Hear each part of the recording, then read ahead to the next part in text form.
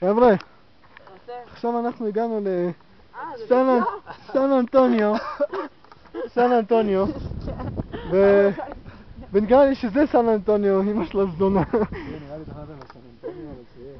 לסן אנטוניו, סן אנטוניו. אז ואם קיצור, לא, זה אח שלו. בטח הבן זונה אמר לי יש שלג. קיצור, מה אתם אומרים? אז בואו רצובי, מה אתם אומרים על סן אנטוניו? עלינו עכשיו 75 מעלות. היטלר לא אומר דברים. וואו, אנחנו אדירים. באמת. כאילו 5,050 גובה. גאצ'ה. כן, היא עלתה הראשונה. ולא יודע, היא חושבת שיש לה דלקת ריאות, למרות שלא נראה לי יש לה ריאות של פיל. האמת שאם היא לא הייתה עולה את זה לא נראה לי. סתם, תאמיני לי, פוקאצ'י. את סתם. את אחלה אישה של ילדה. תראה את הנוף המאמם הזה. כן. מה כאילו, מה אתם אומרים? זה הדבר הכי יפה בעולם? כאילו כמו שאומרים? נראה לי זה הדבר הכי יפה בדרום אמריקה אולי. לא בעולם. סתם, קקי.